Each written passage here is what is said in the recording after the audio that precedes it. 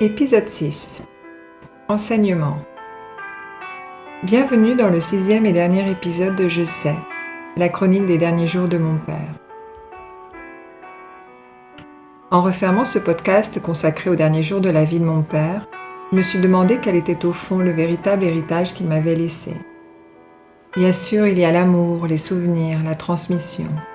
Il y a aussi tout ce que cette traversée a profondément transformé en moi.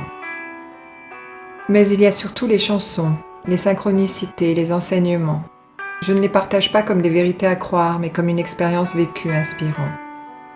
Chacun est libre d'y voir des coïncidences, le langage de l'inconscient, une intelligence de la vie ou une dimension spirituelle plus vaste. Pour ma part, ces événements ont agi comme des signes sur mon chemin intérieur. Ils m'ont permis de les suivre, pour accompagner mon père.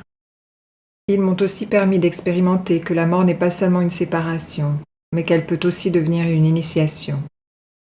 Une traversée qui nous dépouille peu à peu de ce que nous croyons être pour nous confirmer ce que nous sommes profondément. Avec le recul, je réalise que mon père ne m'a pas seulement permis de l'accompagner dans la mort, il m'a aussi appris à habiter encore davantage la vie. C'est ce chemin que je vous propose de parcourir dans ce dernier épisode de Je sais.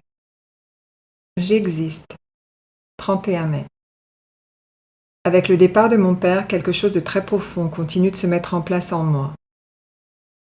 Sur le chemin du retour vers Cannes, je passe toute la journée en visio à suivre mon cours sur les huiles essentielles et nous travaillons justement sur la libération de la trame des ancêtres, l'accomplissement spirituel et l'élévation de l'âme, exactement ce que je viens de vivre avec mon père. Nous utilisons l'oliban, l'une des huiles essentielles qui a aidé mon père dans son passage.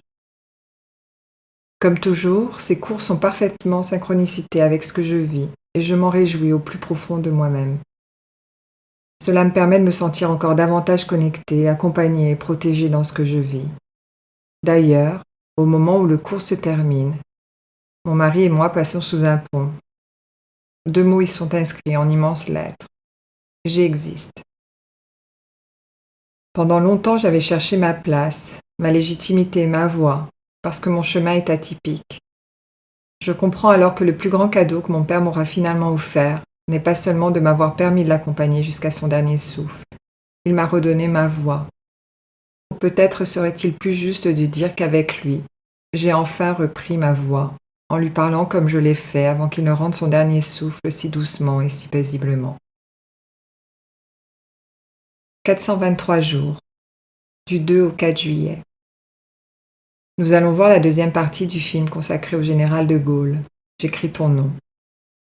De manière inattendue, je pleure à plusieurs reprises, non seulement devant le courage des résistants, mais parce que je comprends soudain ce qu'a réellement vécu mon grand-père paternel, lui-même résistant. Je découvre son histoire autrement. Je mesure ce qu'il lui a fallu de courage pour tenir jusqu'au bout. Il est mort en accomplissant exactement la mission confiée aux résistants, empêcher coûte que coûte la progression des troupes allemandes. Je ressens également toute la douleur de ma grand-mère qui a perdu l'homme de sa vie alors qu'elle avait 23 ans et 2 enfants en bas âge. Comme si, à travers mes larmes, quelque chose de son histoire pouvait enfin être reconnu et résolu. Une nouvelle fois, l'histoire derrière l'histoire apparaît et se transforme par la même occasion. Le lendemain matin, les nombres commencent à s'assembler d'une manière que je n'aurais jamais imaginée. Il y a exactement 423 jours entre la naissance de mon père et le décès de son propre père. Et il y a exactement 423 jours entre l'entrée de mon père à l'EHPAD et le 4 juillet, date anniversaire du mariage de mes parents. Entre le décès de mon père et cette même date, il s'est écoulé 40 jours. 40 jours. Ce temps que tant de traditions considèrent comme le passage de l'âme. D'ailleurs, ce même 4 juillet, les pompes funèbres m'appellent pour me dire que la pierre tombale de mon père a été posée. Et ma mère me dit en parallèle qu'elle y mettra la jardinière qui était sur la tombe du père de mon père. La boucle est bouclée. Mon père a guéri ce qui devait l'être par rapport à la mort de son propre père lorsqu'il était enfant et peut s'élever vers d'autres cieux plus cléments. Tout semble répondre à une cohérence invisible parfaite. Je lis également cette phrase. Lorsque quelqu'un meurt, il n'est plus possible de changer la relation que nous avions avec lui. Je reste silencieuse en la lisant, parce que pour moi, c'est exactement l'inverse qui s'est produit. Mon père a transformé notre relation en mourant avec moi. Et moi, j'ai transformé la nôtre en écoutant les signes pour être avec lui jusqu'au bout, et même après. Le soir, 10 juillet.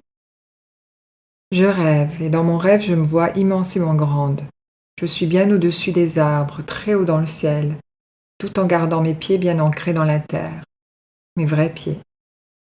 Je ne suis plus seulement un corps, je suis une présence, une énergie immense.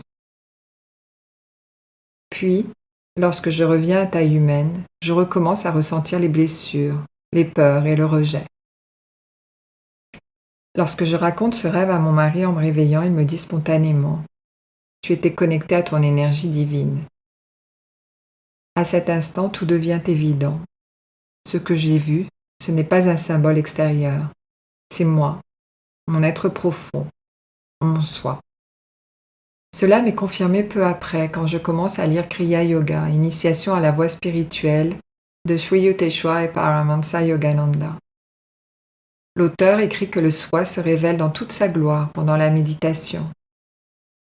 Cette phrase m'interpelle car depuis toujours, je me sens davantage touchée par le Christ glorieux, le Christ pantocrator comme celui de Cefalù, que par le Christ crucifié. Comme si au-delà de la souffrance, ce qui m'appelait depuis toujours était cette lumière intérieure.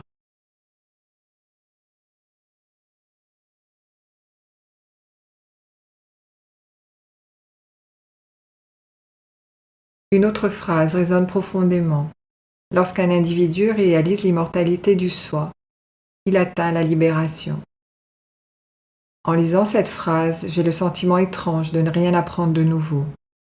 J'ai plutôt l'impression de reconnaître quelque chose que je savais déjà. Rose in my mind, 17 juillet. C'est le jour anniversaire de ma grand-mère paternelle. Et une amie m'écrit, la même qui m'avait envoyé la chanson de Jane, I Feel Alive, et qui s'est jouée toute seule pendant que j'accompagnais mon père.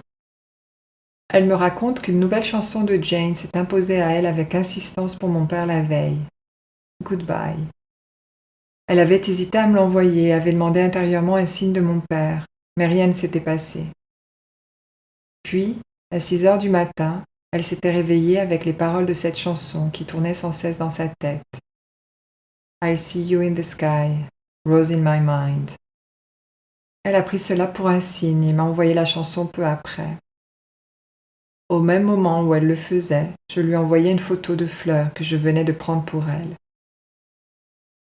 Quand je reçois cette chanson, je l'écoute en boucle en pleurant, comme pour la chanson Cœur maladroit. J'ai profondément le sentiment que mon père me parle encore. Le plus bouleversant est peut-être l'histoire de la rose, encore ce même signe. Le 9 juillet, quand j'avais participé à une longue méditation d'initiation, une rose m'avait été offerte. Elle était restée étonnamment fraîche pendant plusieurs jours. Et le matin même où je reçois cette chanson évoquant une rose, elle est fanée. Comme si un nouveau cycle venait doucement de s'achever. Initiation. Mon père était un homme complexe, musicien extraordinaire, directeur de chorale, homme de foi à sa façon. La maladie l'avait éloigné de nous pendant plusieurs années. Et pourtant, ou peut-être justement à cause de cela, les derniers jours de sa vie ont été les plus intenses pour moi, les plus beaux, les plus vrais, que lui et moi avons vécu ensemble. Il m'a confirmé en mourant que l'amour et la connexion ne s'arrêtent pas là, qu'ils changent simplement de forme, qu'ils passent par la musique, par les roses, par les chiffres, par les mots qu'on entend à la radio au bon moment. Lorsque j'ai commencé ce podcast, je pensais raconter les derniers jours de mon père. Je pensais raconter une fin de vie, un accompagnement, une série de synchronicités étonnantes. Aujourd'hui, en arrivant au terme de cette chronique, je réalise que ce récit parle finalement de beaucoup plus que cela. Il parle d'une rencontre, d'une réparation, d'une transformation, d'un passage, le sien et le mien. Depuis aussi loin que je me souvienne, ma plus grande peur a toujours été de perdre mon père. Cette peur était là quand j'étais enfant, présente, silencieuse, constante, comme si je savais inconsciemment que cette séparation représenterait un apprentissage majeur de ma vie. Pendant longtemps, j'ai cru que cette peur concernait uniquement l'avenir. Aujourd'hui, je me demande si elle n'était pas aussi une préparation. Comme si quelque part, je savais déjà que j'accompagnerais un jour mon père jusqu'au bout de son chemin, comme si ce rendez-vous avait toujours existé. Pendant ces journées d'accompagnement, j'ai également approfondi avec une force nouvelle la différence entre la personnalité et l'âme. La personnalité de mon père était le plus souvent têtue, exigeante, impatiente. Elle l'a accompagné jusqu'à ce qu'il arrive à l'EHPAD où la maladie l'a forcé à s'assouplir pour rencontrer son âme. Pendant les dernières journées hors du temps que nous avons eu le privilège d'avoir ensemble, j'ai eu le sentiment d'être pleinement reconnue par lui. Non pas dans mes rôles, non pas dans mes réussites ou mes échecs, mais dans ce que je suis profondément. À plusieurs reprises, j'ai ressenti qu'il acceptait totalement ma manière d'être au monde et de l'exprimer. Mes croyances, mon intuition, ma sensibilité, ma manière différente d'aborder la mort et la vie. Comme si, dans cet espace particulier de sa fin de vie, il n'y avait plus besoin de convaincre qui que ce soit de quoi que ce soit. Il n'y avait plus que la vérité des êtres. Je me suis reconnue, je me suis acceptée telle que j'étais, et cela a été profondément réparateur pour moi. Une autre chose m'a aussi interpellée, la puissance de la pensée, la puissance de l'intention. Parce que nous sommes tous reliés par des fils invisibles. Quelques heures avant la mort de mon père, je me suis demandé comment j'allais gérer ce moment. Je me voyais devoir courir dans le couloir, chercher une infirmière, trouver de l'aide, quitter sa chambre, rompre cette connexion que nous avions construite pendant quelques jours. Et pourtant, rien de cela ne s'est produit. Au moment où il est parti, l'infirmière était déjà présente. Je n'ai pas eu besoin de quitter la pièce. Je n'ai pas eu besoin de gérer quoi que ce soit. J'ai simplement pu rester auprès de lui, entièrement, totalement, jusqu'au bout. Grâce à cela, j'ai pu lui dire ce que j'avais encore à lui dire.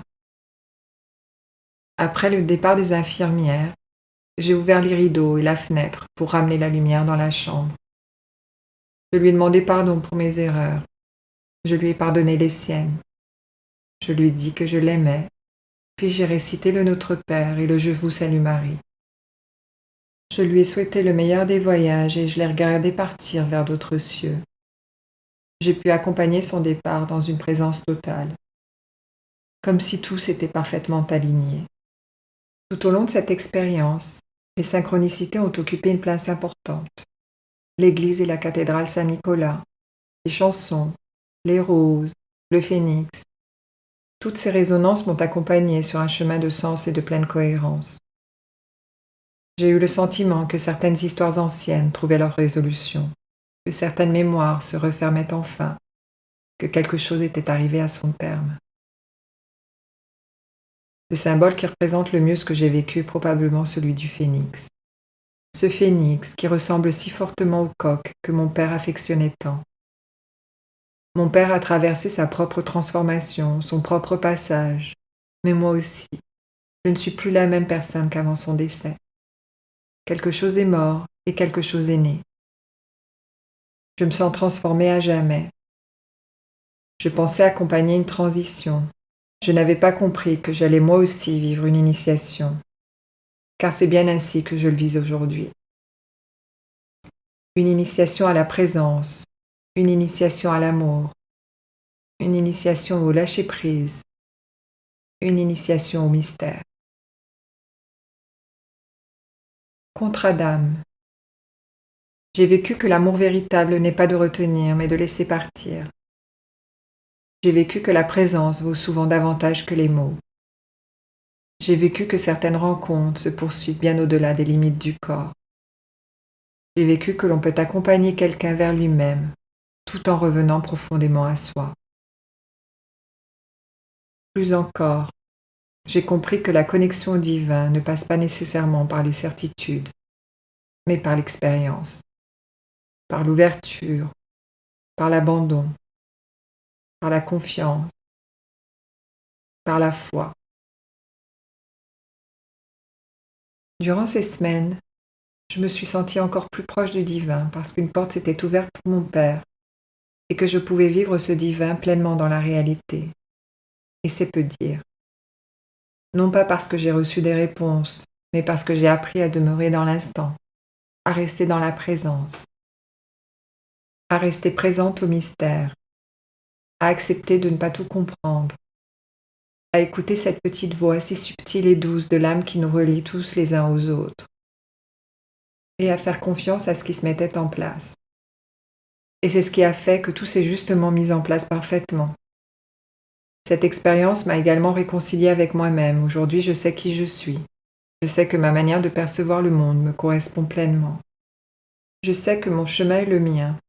Et surtout, je me suis acceptée telle que je suis, profondément, sans avoir besoin de me justifier, sans avoir besoin d'être validée.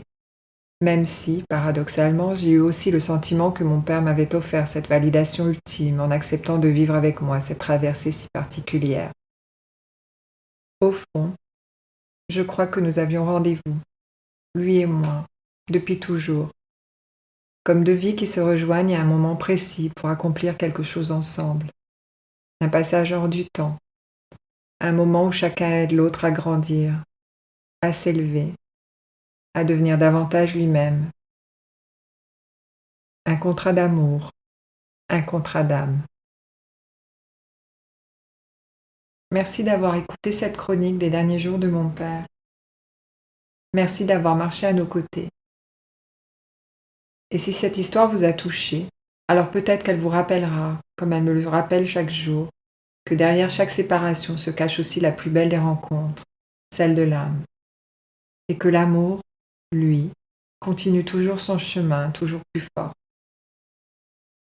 Je termine ce podcast 2 mois exactement après le départ de mon père et le poste 2 mois exactement après ses funérailles. Sans l'avoir prévu. La magie du calendrier. Je vous ai partagé cette expérience d'accompagnement vers l'au-delà parce que je crois qu'elle mérite d'être vécue et racontée. Parce que la mort est un passage et fait partie de la vie. Et si vous traversez quelque chose de similaire, pour que vous puissiez vous dire que vous n'êtes pas seul, que vous êtes guidé par l'âme de celle ou de celui que vous accompagnez, si seulement vous acceptez de vous ouvrir aux signes qui vous entourent. Papa, merci. Pour ton cœur maladroit, pas si maladroit finalement. Pour les fleurs que tu as aimées. Pour tes 2 mots, je sais. Pour tous les signes et toutes les chansons que tu m'as envoyées pour me guider vers toi. Pour notre rencontre ultime. Pour ton âme qui s'est envolée quand j'étais à tes côtés, comme un souffle, en paix et heureuse, vers d'autres cieux et une nouvelle vie. Merci à vous. Prenez soin de vous.